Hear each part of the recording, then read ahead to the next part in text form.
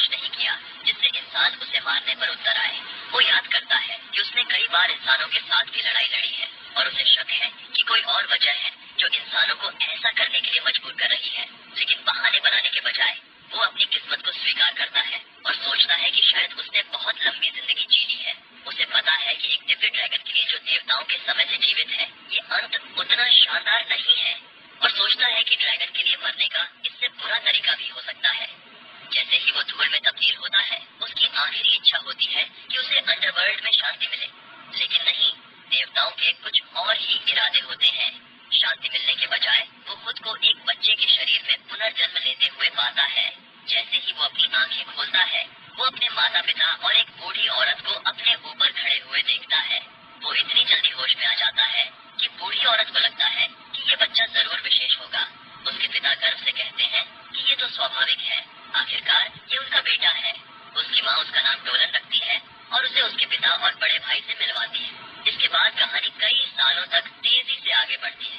अब हम बड़े हो चुके डोलन को देखते हैं, जो पहाड़ी पर खड़ा होकर सूर्यास्त देख रहा है। एक लड़की जिसका नाम एरी है उसके पास आती है और उसे घर चलने को कहती है। डोलन उसे देखकर मुस्कुराता है। वो उससे पूछती है कि उसके दिमाग में क्या चल रहा है, लेकिन वो बात को टालकर कहता है कि कुछ नहीं। दोनों गांव की ओर वापस चल पड़ते हैं और हमें पता चलता है कि डोलन अब वीरन नाम के गांव में रहता है, जो आर्करेस्ट नाम के साम्राज्य के उत्तरी सीमा के पास बसा हुआ है। अगले दिन डोलन अपनी रोजमर्रा की जिंदगी जीते हुए उठता है। हमें ये पता चलता है कि इस गांव में कृषि ही जीविका का एकमात्र साधन है और डोलन हर दिन खेतों में कड़ी मेहनत करता है ताकि अपना पेट पाल सके। नाश्ते के बाद वो गांव की ओर जाता है और बताता है कि यहाँ जब कोई 15 साल का हो जाता है तो उसे वयस्क माना जाता है और उसे अपने बल पर जीना होता है। अब वो 16 साल का है और अपने घर से अलग होकर खुद अपनी जिंदगी चला रहा है। इसके बाद वो अपने भाई के साथ नदी किनारे मछली पकड़ने जाता है। उसके भाई ने सुना कि डोलन कल दलदल की जांच करने जा रहा है। डोलन इस बात की पुष्टि करता है और बताता है कि दलदल के लिजार्ड लोग अब वहाँ रह नहीं पाएंगे और उसे कुछ करना होगा। उसका भाई याद दिलाता है कि ये सिपाहियों का काम है, लेकिन डोलन जानता है कि गार्ड कप्तान बलान और उसके सिपाही गांव की रक्षा में व्यस्त हैं। अगर डोलन कदम नहीं उठाएगा तो कोई नहीं करेगा। उसका भाई भी साथ जाने की पेशकश करता है, लेकिन डोलन उसे मना कर देता है और कहता है कि वो ठीक रहेगा।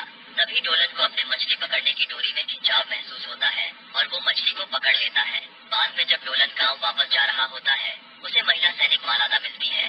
वो कहती है कि उसे मछली पकड़ने के बजाय अगले दिन के लिए तैयारी करनी चाहिए। डोलन उसे बताता है कि वो चिंता न करे, उसने पिछले हफ्ते से थोड़ी थोड़ी तैयारी कर ली है। फिर वो उसे धन्यवाद करता है कि उसने मुखिया को इस मिशन के लिए बनाया। लेकिन मालादा इसे कोई बड़ी बात नहीं मानती। कहती है कि ये कोई बड़ी बात नहीं है, क्योंकि डोलन हमेशा सिपाहियों की ट्रेनिंग में मदद करता है। फिर डोलन पूछता है कि वो और अल्बर्ट कहाँ जा रहे हैं और वे बताते हैं कि वे बच्चों के लिए अगली ट्रेनिंग सेशन की योजना बना रहे हैं। अल्बर्ट डोलन को सलाह देता है कि वो अपने अभियान पर ध्यान दे और उनकी चिंता न करे। इसके बाद डोलन घर लौटता है और कहता है कि वो कुछ दिनों में वापस आएगा, लेकिन तभी एरी उसे याद दिलाती है कि आज जादू की प्रैक्टिस का दिन है। डोलन मजाक में पूछता है कि क्या वो उसे लेने आई है और वो शर्म से लाल हो जाती है।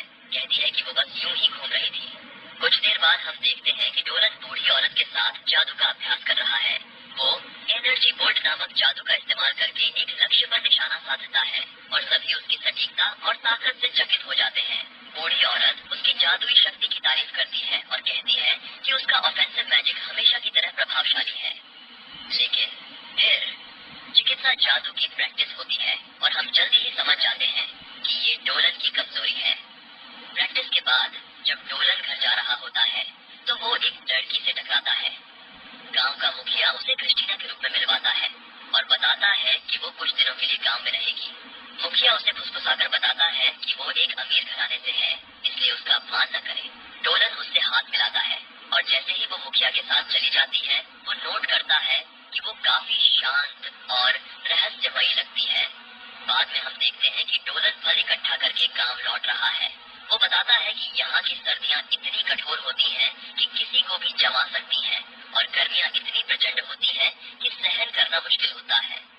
वो अभी भी हैरान है कि लोग इतनी मुश्किल हालातों में कैसे रहते हैं। डोलन फिर अपने माता पिता के घर जाता है, जहाँ उसका भाई मार्को उसे देखता है। डोलन उसे जंगल से इकट्ठे किए हुए फल देता है और उसकी माँ उसे प्यार से धन्यवाद देती है।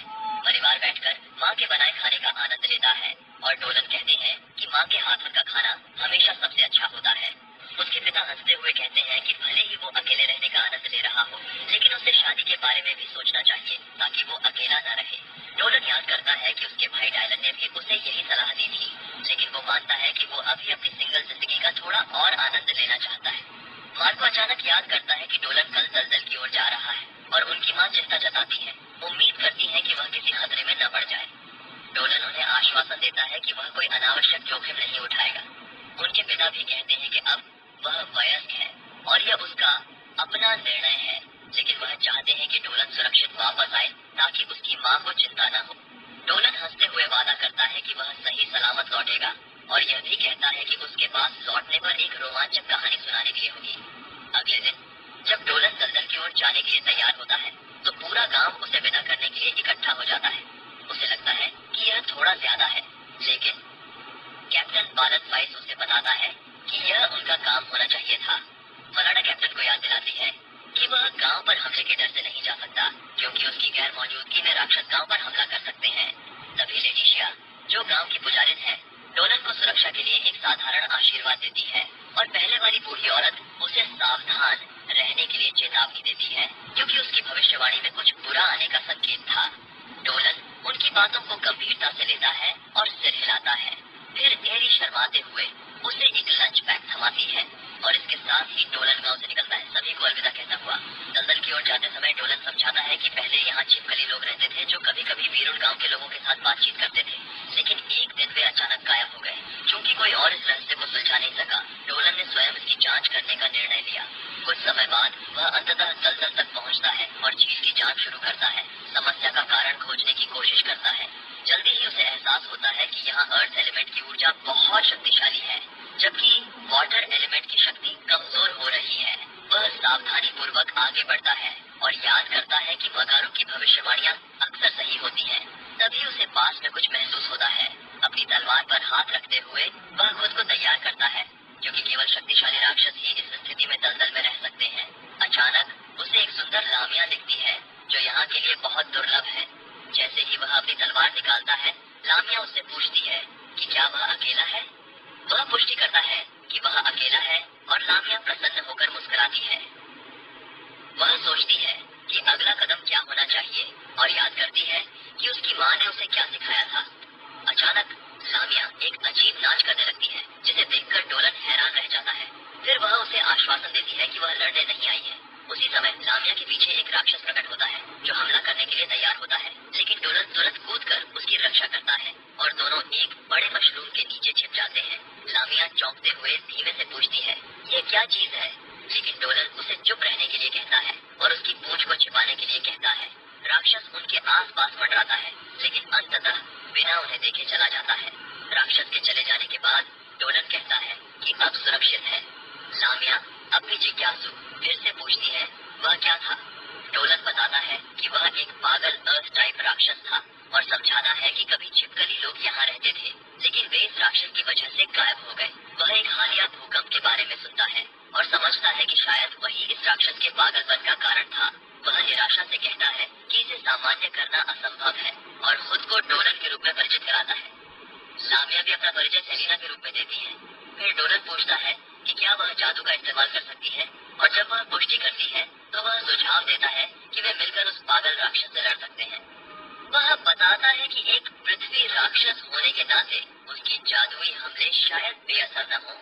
हालांकि सेलिना यह प्रकट करती है कि उसके पास एक अनोखा नस्लीय जादू है जो शायद काम कर जाए। डोलन फिर सुझाव देता है कि वह आगे की पंक्ति में लड़ेगा, जबकि सेलिना उसे पीछे से समर्थन देगी। सेलिना घबराते हुए सहमत हो जाती है और मजाक में कहती है, हम इस लड़ाई में साथ हैं जब तक कि मौत हमें अलग न कर दे। डोलन हंसते हुए जवाब देता है, यह तो लोग शादी के समय कहते हैं। सेलिना शर्मिंदा हो जाती है और हकलाते हुए अपने शब्दों को सुधारने की कोशिश करती है। फिर दोनों राक्षस का इंतजार करते हुए छिप जाते हैं। सेलिना, जिसने अभी अभी एक इंसान से मुलाकात की है, थोड़ी अनिश्चित महसूस करती है कि क्या वह डोलन पर भरोसा कर सकती है। लेकिन जब डोलन इशारा करता है तो दोनों एक साथ राक्षस पर हमला करते हैं। राक्षस हमला करता है और डोलन उसे रोकता है, सेलिना को बचाते हुए। सेलिना अपना नस्लीय जादू पढ़ना शुरू करती है और एक विशाल सांप प्रकट होता है जो राक्षस को जकड़ लेता है। उसे काबू में करने का मौका पाकर डोलन आगे बढ़ता है, लेकिन सेलिना ज्यादा देर तक राक्षस को काबू में नहीं रख पाती और वह छूट जाता है। सौभाग्य से डोलन पहले ही राक्षस के करीब होता है। वह राक्षस के हमले को चकमा देता है, उस पर कूदता है और अपनी तलवार से ड्रैगोनिक जादू प्रवाहित करता है, जिससे वह राक्षस को आधे में काट देता है। इस हमले से एक छोटा कीचड़ का तूफान उत्पन्न होता है, जिससे सेलिना पूरी तरह कीचड़ में लिपट जाती है। डोलन सांस लेते हुए पूछता है कि क्या वह ठीक है। कीचड़ में सनी हुई सेलिना कहती है कि वह ठीक है। फिर डोलन उसे धन्यवाद देता है और कहता है कि उन्हें उसे साफ करना चाहिए, क्योंकि शायद उसे ठंड लग रही होगी। डोलन पृथ्वी तत्व राक्षस के गिराए हुए क्रिस्टल इकट्ठा करता है और सीन कटकर उन्हें एक टूटे हुए झोपड़े में शरण लेते हुए दिखाता है। डोलन उनके भोजन की तैयारी करता है और सेलिना इस बात पर हंसते हुए आश्चर्य करती है कि वह उसके आसपास कितना निश्चिंत है। वह उसे छेड़ती है और डोलन उसे समझाता है कि वह उन लामिया जैसी नहीं है जिन्हें उसने पहले देखा है। वे लामिया इंसानों से ज्यादा सावधान और काफी आक्रामक होती है। फिर वह उत्सुकता से पूछता है कि वह यहाँ क्या कर रही है, क्योंकि इस क्षेत्र के आसपास कोई लामिया गांव नहीं है। सेलिना समझाती है कि लामिया 17 साल की उम्र में अपने लिए पति ढूंढने की यात्रा शुरू करती है और वह अब उसी सफर पर है। डोलन सिर हिलाकर कहता है कि यह काफी दिलचस्प है। सेलिना एक मजेदार जानकारी साझा करती है कि लामिया केवल एक महिला जाति है। वे केवल लड़कियों को जन्म देती हैं और अगर कभी बेटा होता है तो वह हमेशा अपने पिता की जाति का होता है। फिर वह बताती है कि लामिया एक श्राप के कारण अस्तित्व में आई है, जो बहुत समय पहले एक मानव महिला पर लगाया गया था और वह श्राप पीढ़ियों से चला आ रहा है। इस श्राप की वजह से वे आधी सांप हैं और उनके शरीर से निकलने वाले तरल जहरीले होते हैं। इस वजह से पति ढूंढना मुश्किल हो जाता है, क्योंकि उसे शरीर से ताकतवर और जहर के प्रति प्रतिरोधक क्षमता वाला होना चाहिए, वरना खैर संतान उत्पत्ति जानलेवा हो सकती है। डोलन सोचता है कि साथी ढूंढना कितना कठिन होता होगा और सेलिना उसकी पुष्टि करती है। वह बताती है कि उसकी माँ को अपने सफर के दौरान उसके पिता मिले थे और उसके पिता भी डोलन की तरह इंसान थे। डोलन मुस्कुराते हुए कहता है कि यह तो बहुत बढ़िया है, लेकिन इससे सेलिना को लगता है कि वह उसे बच्चे जैसा समझ रहा है। डोलन साफ करता है कि उसका मतलब वो नहीं था, वह बस उसे बहुत प्यारी मानता है। यह सुनकर सेलिना शर्म से लाल हो जाती है और फिर दोनों खाने के लिए बैठ जाते हैं। सेलिना खाना बड़े चाव से खाती है और उत्साहित होकर पूछती है कि यह किससे बना है। डोलन खुश होकर कहता है कि उसे यह पसंद आया और बताता है कि उसकी मानता है। यह सुनकर सेलिना शर्म से लाल हो जाती है और फिर दोनों खाने के लिए बैठ जाते हैं। सेलिना खाना बड़े चाव से खाती है और उत्साहित होकर पूछती है कि यह किससे बना है। डोलन खुश होकर कहता है कि उसे यह पसंद आया और बताता है कि उसकी माँ ने उसे यह खाना बनाना सिखाया था। वह बताता है कि सर्द रातों में उसका परिवार एक साथ बैठकर यह खाना खाता था। सेलिना नोट करती है कि उसे अपने परिवार से कितना प्यार होगा, क्योंकि वह बात करते वक्त बेहद खुश लग रहा था। डोलन मानता है कि वह सही कह रही है और सोचता है कि अब वह गुफा में अकेला ड्रैगन नहीं है। अगले दिन वे एक दूसरे से हाथ मिलाते हैं और विदा लेते हैं। एक विदाई तोहफे के रूप में डोलन को याद आता है कि लामिया जीवन ऊर्जा की बहुत शौकीन होती है, तो वह उसे अपनी कुछ जीवन ऊर्जा देता है। लेकिन गलती से इससे सेलिना बेहोश हो जाती है, तो डोलन चिंतित हो जाता है और जल्दी से पूछता है कि क्या वह ठीक है। उसे एहसास होता है कि ड्रैगन की जीवन ऊर्जा उसके लिए कुछ ज्यादा हो गई होगी, लेकिन सेलिना उसे भरोसा दिलाती है कि वह ठीक हो जाएगी। इसके बाद डोलन कहता है कि अब वह वापस अपने गांव जा रहा है और सेलिना बताती है कि वह अपनी यात्रा जारी रखेगी। डोलन उसे आमंत्रित करता है कि जब उसे कोई मिल जाए तो वह उसके गांव आकर उससे मिले और वह अपने परिवार से उसे मिलवाना चाहता है। सेलिना सहमत होकर मुस्कुराती है और फिर दोनों एक दूसरे से विदा लेते हैं, अपने अपने रास्ते जाते हुए। दो आदमी सड़क पर चल रहे होते हैं, तभी सफर करती हुई सेलिना उनसे टकरा जाती है और अनजाने में उन्हें डरा देती है। वह महसूस करती है कि उसके शरीर के निचले हिस्से की वजह से उसे एक अच्छे ताकतवर पति को ढूंढने में दिक्कत हो सकती है। उधर डोलन वापस घर पर होता है। एरी और मगारू के साथ जादुई औषधियां तैयार कर रहा होता है। बुजुर्ग मगारू बताती है कि दवाइयों की जड़ी बूटियों से अलग जादूगरों की जड़ी बूटियां उन तत्वों से बनती हैं जिनमें जादुई शक्तियां होती हैं, और इसी कारण से अलग जादूगरों की जड़ी बूटियां उन तत्वों से बनती हैं जिनमें जादुई शक्तियां होती हैं, और इसी कारण इन्हें तैयार करना सबसे कठिन होता है। मगारू कहती है कि औषधि बनाना इतना जटिल है कि अगर जादू की मात्रा में जरा सी भी गलती हो जाए तो यह जानलेवा हो सकता है। लगभग जैसे उसके शब्दों में कोई जादू हो। उसी समय डोलन औषधि बनाते हुए गलती कर देता है और सारे तत्व नष्ट हो जाते हैं। मगारू उसे डांटती है, यह कहते हुए कि उसे अपने काम में अधिक सावधानी बरतनी चाहिए। डोलन खुद से निराश हो जाता है, जिसे एरी को बिल्कुल पसंद नहीं आता, क्योंकि उसे उसकी मुस्कान अच्छी लगती है। इसलिए वह उसे प्रोत्साहित करती है, यह कहकर कि उसका औषधि जड़ी बूटियों पर अच्छी नजर है और वह एक अच्छा इंसान है जो हमेशा बच्चों का ख्याल रखता है। वह यह भी जोड़ती है कि उसे वह एक व्यक्ति के रूप में कितना अच्छा लगता है और वहीं अपनी प्रशंसा खत्म करती है। दादी मगरू छोटी बच्ची की अंदरूनी भावनाओं को समझ जाती है, लेकिन हमारा मोटी खोपड़ी वाला नायक इसे नहीं समझता और उल्टा एरी की तारीफ करते हुए कहता है कि औषधि बनाने के लिए वही सबसे उपयुक्त है। वह नहीं। मगरू भी सहमति जताती है और एरी को दिन के लिए छुट्टी दे देती है। जैसे ही एरी चली जाती है, डोलन रात में इधर उधर टहलने लगता है, यह सोचते हुए कि वह काम में इतना खराब क्यों है, क्योंकि वह अनंत काल तक एक ड्रैगन रहा है। उसे कभी दवाइयों की जरूरत नहीं पड़ी, इसलिए उसके पास इस क्षेत्र का कोई अनुभव नहीं है। मगारू उसे शांत रहने के लिए कहती है, यह बताते हुए कि सही तरीके से सीखने में कोई शॉर्टकट नहीं होते, और उसे अगले पाठ में सिखाना शुरू करती है कि जड़ से एंटीडोट कैसे बनाया जाता है। पाठ के बाद डोलन दोपहर के भोजन के लिए एरी के परिवार के साथ जुड़ता है और खाना शुरू करने से पहले एरी का परिवार मदर ऑफ अर्थ मायरल की प्रार्थना करते हैं।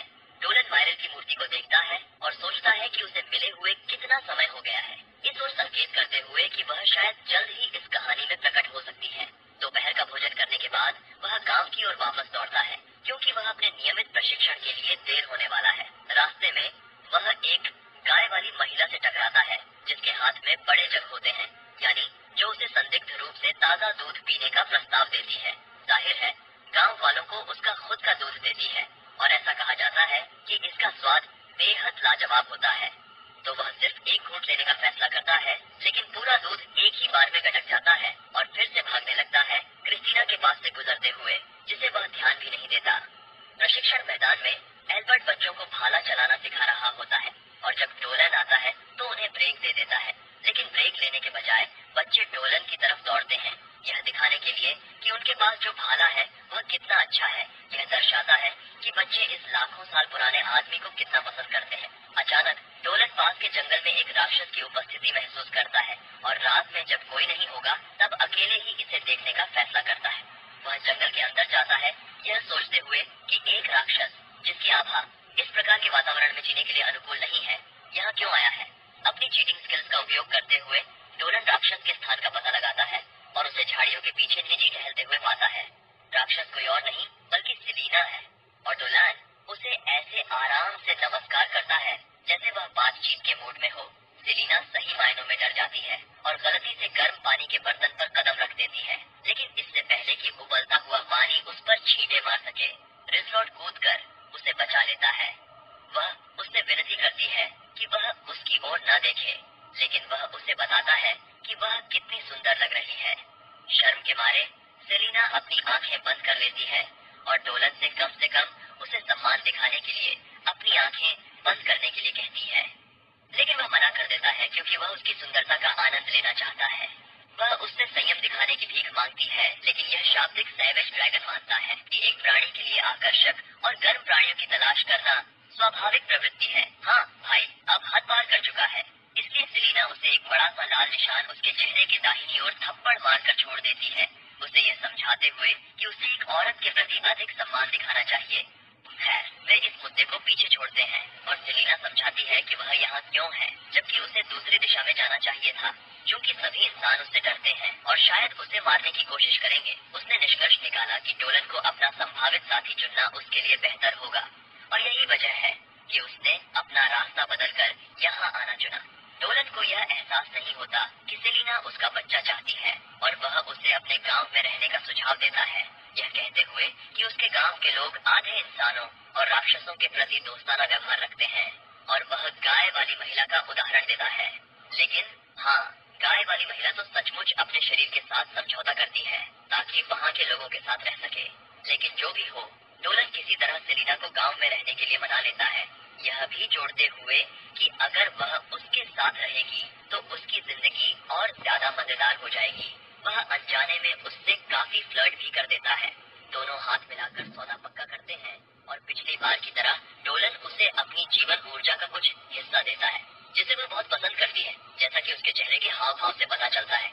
अब जबकि वह गांव में रहने के लिए तैयार हो जाती है, डोलन एक योजना बनाता है कि वह कैसे गांव वालों को इसके लिए मना सके, क्योंकि वह उसे यूं ही अचानक गांव में नहीं ला सकता। सेलिना अगला मास का बैच गांव वालों के लिए छोड़ती है और वे अपने कप्तान को इसे देखने के लिए बुलाते हैं। उन्हें यह पसंद नहीं आता क्योंकि उन्हें नहीं पता कि कौन उन्हें यह मांस लाकर दे रहा है। निशानियों की जांच करते हुए मालिडा मानता है कि यह पूरी तरह से सांप के निशान नहीं दिखते। तभी कोई उन्हें याद दिलाता है कि उन्होंने आधे इंसान की छाया देखी थी। यह सुनकर कैप्टन बैलोन तुरंत अंदाजा लगाता है कि यह एक लामिया है। वह मानता है कि यह एक बहुत ही खतरनाक प्रजाति है, लेकिन सोचता है कि यह अपना शिकार पीछे क्यों छोड़ रही है। वह यह भी सोचता है कि लामिया का मकसद क्या हो सकता है। थोड़ी ही देर बाद गांव के बुजुर्गों की एक बैठक बुलाई जाती है ताकि इस मुद्दे पर विचार किया जा सके। हालांकि वे सभी मानते हैं कि लामिया दुष्ट होती है, लेकिन फिर भी वे समझ नहीं पा रहे हैं कि यह प्राणी हर रोज उन्हें शिकार क्यों दे रहा है। उनके विचार विमर्श के बीच मालिडा बेवकूफी से यह टिप्पणी करता है कि लामिया द्वारा लाया गया मछली का स्वाद कितना लाजवाब था। जैसे ही वह यह कहता है, उसे कैप्टन बलौन द्वारा चेतावनी दी जाती है। तभी वह सुझाव देता है कि वे एक टीम बनाकर लामिया को मारने निकले। हालांकि गांव में ज्यादा लोग नहीं होने के कारण बुजुर्ग इसे एक बुरा विचार मानते हैं। इसके बजाय वे सुझाव देते हैं कि राजधानी से और लोग मंगवाए जाएं और तुरंत एक संदेशवाहक भेजने की तैयारी करते हैं। उधर डोलन सोचता है कि वे लोग किस बारे में बात कर रहे होंगे। वह चिंतित है कि इंसानों और राक्षसों के बीच इतनी गहरी नफरत है कि उनके लिए एक दूसरे को समझना मुश्किल है। फिर भी उसे उम्मीद है कि सेलिना के साथ बनाई गई उसकी योजना काम करेगी। दूसरी ओर जबकि बुजुर्ग गंभीर विचार कर रहे होते हैं, भविष्यवक्ता मगुरो उन्हें याद दिलाती है कि हो सकता है कि लामिया वैसी खतरे वाली न हो जैसी वे सोच रहे हैं, क्योंकि उसने अब तक उन्हें शिकार भेजा है। वह उन्हें अपने भविष्यवाणी के नतीजे का इंतजार करने का आग्रह करती है, इससे पहले कि वे कोई नतीजा निकालें। तभी ईआरी नतीजों के साथ वहां आती है और उन्हें मागुरो को सौंपती है। जांचने के बाद वह बताती है कि लामिया शुभ संकेत लेकर आई है और उन्हें धैर्य रखने के लिए कहती है ताकि यह पता लगाया जा सके कि उसका असली मकसद क्या है। यह सुनकर डोलन खुशी खुशी जंगल में भागता है ताकि सेलिना को यह जानकारी दे सके। वहां पहुंचकर वह उसे बताता है कि अब उनकी योजना के आखिरी चरण के साथ आगे बढ़ा जा सकता है, क्योंकि गांव वालों की शत्रुता अब खत्म हो गई है। वह इससे खुश लगती है और डोलन को अब तक उसकी मदद के लिए धन्यवाद देती है। हालांकि वह कहता है कि वह यह सब केवल उसके लिए कर रहा है। आखिरी कदम के साथ वह उसे योजना के अंतिम चरण के बारे में बताता है। अगली सुबह कैप्टन बालिन गांव के सभी पुरुषों और सैनिकों को इकट्ठा करता है और उन्हें लामिया के दिखाई देने के बारे में सूचित करता है। वह उन्हें गांव की रक्षा करने का आदेश देता है और कुछ बाहरी अभ्यास करने का सुझाव देता है। जैसे ही वह बोलता है, उसका बेटा टोरो उसे गर्व से देखता है और अपनी भावनाओं को रोक नहीं पाता। एक तरफ वह कहता है कि वह गांव की रक्षा करना चाहता है और दूसरी तरफ वह गर्व महसूस करता है। उधर डिलन सोचता है कि यह सभा उनकी योजना के अंतिम चरण में मदद करेगी और आखिरकार यह सेलिना को गांव में स्वीकार किए जाने तक ले जाएगी। इसी बीच सेलिना दूर से यह सब देखती है और इस पर घबराई हुई है। वह खुद को डोलन द्वारा रात में समझाई गई योजना की याद दिलाती है। जाहिर है योजना में उसे उन भेदी खरगोशों के झुंड से डोलन को बचाना शामिल है, जो उस जगह में रहते हैं जहां यह बाहरी अभ्यास होगा। डोलन की योजना है कि वह उन खरगोशों के ठिकाने में भाग जाए जबकि सेलिना उसकी जान बचाए। उसे यकीन है कि ऐसा करने से लोग सेलिना को एक अच्छे इंसान के रूप में देखेंगे। योजना याद करके सेलिना घबराहट से इशारे का इंतजार करती है। तभी अचानक जब कैप्टन बालन लोगों को संबोधित कर रहा होता है, एक सैनिक जंगल से दौड़ता हुआ आता है। उसे देखकर वे तुरंत मान लेते हैं कि उसे लामिया पीछा कर रही है। यह सुनकर डोलन चिंतित हो जाता है, क्योंकि उसने अब तक सेलिना को इशारा नहीं दिया था। साथ ही सेलिना को यह सुनकर झटका लगता है कि एक लामिया सैनिक का पीछा कर रही है, क्योंकि वह तब से अपने छिपने की जगह से बाहर नहीं निकली थी। तभी वह सैनिक बताता है कि यह लामिया नहीं थी, बल्कि एक भालू था। उसी समय लाल आंखों वाला एक विशाल भालू उसके पीछे दिखाई देता है। यह देखकर कैप्टन बालन सभी सैनिकों को पीछे हटने का आदेश देता है। जैसे ही वे भागते हैं, उसका बेटा टोरो फिसल जाता है और खुद को भालू के लिए एक आसान शिकार बना लेता है। ये देख भालू उसकी तरफ बढ़ता है और उसे काटने ही वाला होता है। तभी डोलन लड़के की तरफ दौड़ता है। उसी समय सेलिना भी ऐसा ही करती है और दोनों मिलकर लड़के को बचा लेते हैं, लेकिन सेलिना को भालू द्वारा एक खरोंच लग जाती है। तभी सेलिना लामिया की एक विशेष शक्ति का उपयोग करती है, जिसे ईवल आइज कहा जाता है, और भालू को जंगल में वापस जाने का आदेश देती है। जब वह ऐसा करती है तो सभी लोग यह देखकर हक्के बक्के रह जाते हैं। हालांकि वह खून बहा रही थी। वह लड़के की चिंता करती है और जानना चाहती है कि वह ठीक है या नहीं। उधर वह काफी खून बहा रही थी। इस बात को नजरअंदाज करते हुए कैप्टन बालन आदेश देता है कि टोरो और दोलन तुरंत सेलिना से दूर हो जाएं। हालांकि टोरो अपने पिता के आदेश का पालन करता है, लेकिन डोलन इनकार कर देता है। वह कप्तान को याद दिलाता है कि लामिया ने अभी अभी उसके बेटे की जान बचाई है, लेकिन वह मूर्ख कप्तान अपनी इस मान्यता पर अड़ा रहता है कि लामिया खतरनाक होती है। डोलन धमकी देता है कि वह लामिया से दूर नहीं जाएगा। यह कप्तान को मजबूर कर देता है कि वह सेलिना से कुछ सवाल पूछे। उनके जवाब देने के बाद डोलन उनसे विनती करता है कि उसे गांव में रहने दें और यह भी बताता है कि उसके पिता भी उन्हीं की तरह एक इंसान है और वह उन्हें कोई नुकसान नहीं पहुंचाएगी। अपना अंतिम फैसला लेने के लिए कैप्टन बालन लेटिशिया से सलाह मांगता है और वह बताती है कि सेलिना वास्तव में अच्छी है और किसी को नुकसान नहीं पहुंचाना चाहती। साथ ही वह यह भी देखती है कि सेलिना ने पूरे समय अपनी आंखें बंद रखी थी ताकि उनकी इविल आईज से कोई प्रभावित न हो। कप्तान उसके पास जाता है और उससे अपनी आंखें खोलने को कहता है और उसे गांव में स्वागत करता है। यह सुनकर सेलिना खुश हो जाती है और तुरंत बेहोश हो जाती है। जब वह होश में आती है तो उसे उसके नए घर में ले जाया जाता है। वहाँ कैप्टन बालन ने उसे आरामदायक महसूस कराने के लिए कुछ भरे हुए खिलौने दिए होते हैं। यह देखकर वह बेहद खुश हो जाती है कि यह जगह कितनी अच्छी लग रही है। साथ ही कैप्टन बालन उससे पहले की गई शंका के लिए माफी मांगता है और उसके बेटे को भालू से बचाने के लिए धन्यवाद देता है। तभी वे सभी यह सहमत होते हैं कि वे अपनी अपनी प्रजातियों के बारे में और जानेंगे और साथ मिलकर शांति से रहेंगे। यह दिखाते हुए कि वे एक दूसरे को नहीं जानते, डोलन और सेलिना सबके सामने एक बार फिर से एक दूसरे का परिचय कराते हैं। कुछ दिन बीत चुके हैं और अब ऐसा लगता है कि सेलिना पूरी तरह से गांव वालों के साथ घुल मिल गई है। वह उनसे ऐसे बातें करती और हंसती है जैसे वह यहाँ पूरी जिंदगी रही हो। डोलन को यह देखकर बहुत खुशी होती है कि उसकी मेहनत रंग लाई और वह खुद देवी माइरेल का धन्यवाद करने का है और तुरंत रात के आसमान की ओर उड़ान भरता है। आखिरकार वह स्वर्ग जैसा दिखने वाली जगह में अपने ड्रैगन रूप में प्रवेश करता है और वहाँ खूबसूरत देवी माइरायल उसका स्वागत करने के लिए तैयार खड़ी होती है। वे कुछ बातें करते हैं और देवी को धन्यवाद देता है कि उन्होंने सेलिना को गांव वालों द्वारा मारे जाने से बचा लिया। माइरायल जवाब में कहती है कि सेलिना बहुत अच्छी लगती है, इसीलिए उन्हें उसे बचाने के अलावा कोई और विकल्प नहीं मिला।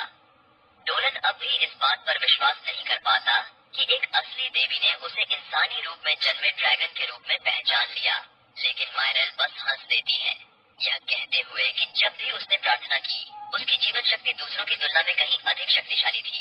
वह यह भी कहती है कि जब वह अपने ड्रैगन रूप में था तब वह जीवन से इतना ऊब गया था कि उसे एक इंसान के रूप में खुश और संतुष्ट देखकर बहुत आश्चर्य हुआ। डोलन कबूल करता है कि जब हीरो की तलवार ने उसके दिल को भेदा तो उसे अपने मरने पर न तो गुस्सा आया और न ही दुख, बल्कि उसे थोड़ी राहत महसूस हुई कि उसका जीवन समाप्त हो रहा था। लेकिन एक इंसान के रूप में उसने गांव में कुछ प्यारी यादें बनाई हैं और इंसानों को देखकर सीखा कि वे अपने छोटे जीवन का हर दिन पूरी तरह से जीते हैं। इसने उसे एक नया दृष्टिकोण दिया और अब वह धरती पर हर दिन का आनंद लेने लगा है। माइरेल मुस्कुराते हुए कहती है कि हाल ही में वह कुछ ज्यादा ही खुश नजर आ रहा है और दावा करती है कि यह शायद उस सेलिना की वजह से है, क्योंकि जब से वह इस गांव में आई है वह भी पहले से ज्यादा खुश लगती है। इसके बाद डोलन अपने शारीरिक शरीर में वापस लौट आता है और अगली सुबह सेलिना खुशी से दरवाजा धकेलते हुए उसे जगाती है और कहती है कि वह बिस्तर से बाहर निकले। डोलन उसे कहता है कि दरवाजा खटखटा कर आया करे, क्योंकि वह कभी कभी दिन की शुरुआत से पहले थोड़ा खुद से वक्त बिताना पसंद करता है। सेलिना माफी मांगती है लेकिन कहती है कि उसे उठना चाहिए क्योंकि आज फिर से एक शानदार दिन होने वाला है। बाहर क्रिस्टीना मालिना के खिलाफ प्रैक्टिस लड़ाई कर रही है, जो गांव का वाइस कैप्टन है। पूरा गांव उन्हें लड़ते हुए देख रहा है और लोग यह तय करने की कोशिश कर रहे हैं कि दोनों में से कौन ज्यादा ताकतवर है। क्रिस्टीना और मालिना की तलवारें एक बार फिर से टकराती हैं, लेकिन क्रिस्टीना देखती है कि मालिना अपनी पूरी ताकत से नहीं लड़ रही है, तो वह पीछे हट जाती है और कहती है कि अगली बार वह पूरी ताकत लगाए। मालिना सोचती है कि अब उसे इस शहर की योद्धा को दिखाना पड़ेगा कि गांव की लड़ाई कैसी होती है, इसलिए वह अपनी डैगर निकालती है और क्रिस्टीना पर हमला शुरू कर देती है। क्रिस्टीना उसकी डैगर को ब्लॉक कर देती है, लेकिन तुरंत मालिना अपनी तलवार से उसके चेहरे पर वार करने की कोशिश करती है।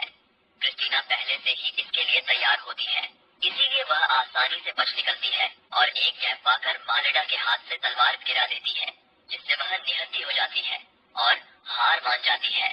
क्रिस्टीना तुरंत मालिना को उठाती है और कहती है कि वह सबसे बेहतरीन योद्धाओं में से एक है जिसके साथ उसने कभी लड़ाई की है।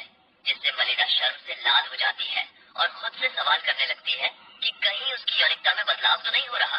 बलन आकर माहौल हल्का करता है, क्रिस्टीना की पीठ पर थपथपाता है और उसकी तलवारबाजी की शानदार प्रस्तुति के लिए उसे बधाई देता है। इस बीच मलिना सीधे क्रिस्टीना को अपने घर पार्टी के लिए बुला लेती है और पूरा गांव खुशी से झूम उठता है।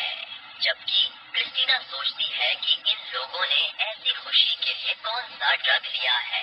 रात को क्रिस्टीना और मलिना एक साथ टवर्न में जाते हैं, जहां वे कुछ खाने का ऑर्डर करते हैं। लेकिन टवर्न की वेट्रेस क्रिस्टीना के पीछे पागल हो जाती है, क्योंकि वह एक औसत के-पॉप कलाकार जैसी दिखती है। जल्दी ही बेलन और दूसरे लोग भी टवर्न में पहुंच जाते हैं और क्रिस्टीना को उनके साथ शराब पीने का न्योता देते हैं। एल्बर्ट, जो एक फ्रेंच व्यक्ति है, उसे चेतावनी देता है कि इस न्योते को मत स्वीकारना, क्योंकि बलन एक शराबी है और अगर वह पूरी रात पीता रहा तो अगली सुबह जाग नहीं पाएगा। मलिना बालन को कहती है कि वह चुप हो जाए, क्योंकि उसने पहले ही क्रिस्टीना को बुला लिया है। बालन मान जाता है और अपने दोस्तों के साथ मस्ती करते हुए चौक से उनके चेहरे पर निशान बनाने लगता है। रात में क्रिस्टीना अपने बिस्तर पर वापस आती है, जहां वह बिना कपड़े बदले अपने कॉम्बैट कपड़ों में लेट जाती है और खिड़की से बाहर देखती है। उसे बालन और दो लोग नजर आता है, जो एक दूसरे के साथ बाड़े में मस्ती कर रहे होते हैं, जाहिर तौर पर सिर्फ दोस्त के तौर पर। क्रिस्टीना यह तय करती है कि वह शोर की वजह से सो नहीं पाएगी, इसलिए वह पहाड़ के पास देर रात की ट्रेनिंग के लिए निकल जाती है। वह अपनी तलवार को ऐसे घुमा रही होती है जैसे कोई ड्रग एडिक्ट सड़कों पर सिरिंज घुमाता है। तभी डोलन और सेलिना उसे देख लेते हैं। वे उसके पास आते हैं और सेलिना, जो शायद अंधी है, उससे पूछती है कि क्या वह अपनी तलवार से अभ्यास कर रही है। क्रिस्टीना जवाब देती है कि वह सिर्फ एक बीट बैकर बनने की प्रैक्टिस कर रही है, जिससे सेलिना उत्साहित हो जाती है और पूछती है कि क्या वह उसकी बीट भी काट सकती है। फिर वह उन्हें अपने घर ले जाती है, ये कहते हुए कि उसका घर बहुत प्यारा और आरामदायक है। और जैसे ही वह लाइट ऑन करती है, वे देखते हैं कि बिस्तर पर घास और तकियों का ढेर लगा हुआ है। सेलिना तुरंत बिस्तर पर कूद पड़ती है, ये दावा करते हुए कि उसे इस बिस्तर पर सबसे अच्छी नींद आती है, और तुरंत क्रिस्टीना को भी उसके साथ शामिल होने के लिए कहती है। डोलन सेलिना से कहता है कि थोड़ा संभल कर, लेकिन ऐसा लगता है कि क्रिस्टीना इस बात की ज्यादा परवाह नहीं करती, क्योंकि वह सीधे बिस्तर पर कूद जाती है। डोलन दीवार के पास जाकर स्टाइल में खड़ा हो जाता है ताकि उसकी आभा थोड़ी और निखर जाए। इस बीच सेलिना बताती है कि उसे गांव में बहुत अच्छा लग रहा है और वह उम्मीद करती है कि क्रिस्टीना भी यहाँ अच्छा समय बिता रही है। सेलिना फिर क्रिस्टीना को बताती है कि उसे बेलन की पत्नी का दूध जरूर ट्राई करना, क्योंकि गांव के सभी लोग उस दूध को पसंद करते हैं। ये सुनकर क्रिस्टीना थोड़ा असहज हो जाती है, लेकिन सोचती है कि हर किसी की अपनी पसंद होती है, इसलिए वह इसे जाने देती है। डोलन फिर मुख्य किरदार जैसी बातें करने लगता है कि गांव का जीवन कठिन होता है, लेकिन लड़कियां उसकी इन बकवास बातों में कोई दिलचस्पी नहीं लेती और उसे वापस बिस्तर पर खींच लेती हैं, ताकि वे एक मजेदार रात बिता सकें। अगली सुबह डोलन टवर्न की ओर बढ़ता है, जहां सभी लोग बालन की पत्नी द्वारा ताजा निकाला गया दूध पी रहे होते हैं। बालन खुलेआम चुनौती देता है कि कोई भी उसकी पत्नी का दूध उससे ज्यादा नहीं पी सकता। थोड़ी अजीब बात है, लेकिन ठीक है। जल्द ही दरवाजा खुलता है और क्रिस्टीना भी टवर्न में प्रवेश करती है।